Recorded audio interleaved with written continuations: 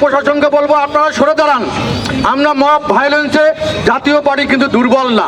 জাতীয় পার্টি আমরা যে কোনো মবের আমরা ফেস করতে পারি। আমরা 5ই আগস্টে দেখেছি, পর আজকে 16ই আগস্ট, আজকে আবু সাইদ মারা গিয়েছে, তখন কোন রাজনৈতিক দলের 16ই জুলাই যেদিন মারা গেল, দেখা গেল যে রংপুরের মধ্যে একমাত্র জাতীয় পার্টি যে ব্যানার নিয়ে লাঠি সোটা নিয়ে সেই বৈষম্য বিরোধীর পক্ষে ছিল।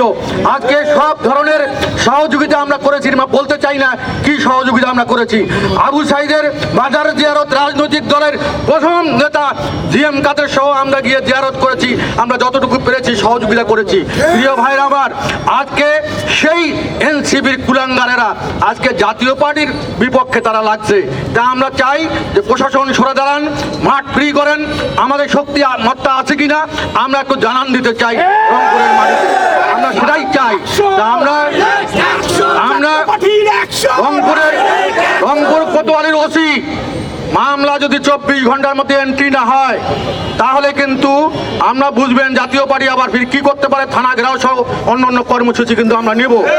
আমরা চাই যে আইনের গতিতে চলবে।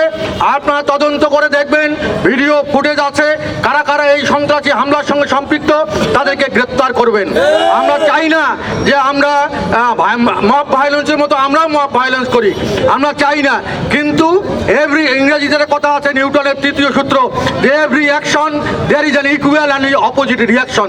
যদি তারা অ্যাকশন করে, সেই আমরা রিয়াকশনটাও সেই দাঁত ভাঙা জবাব দেওয়ার জন্য জাতীয় পার্টি প্রস্তুত আছে।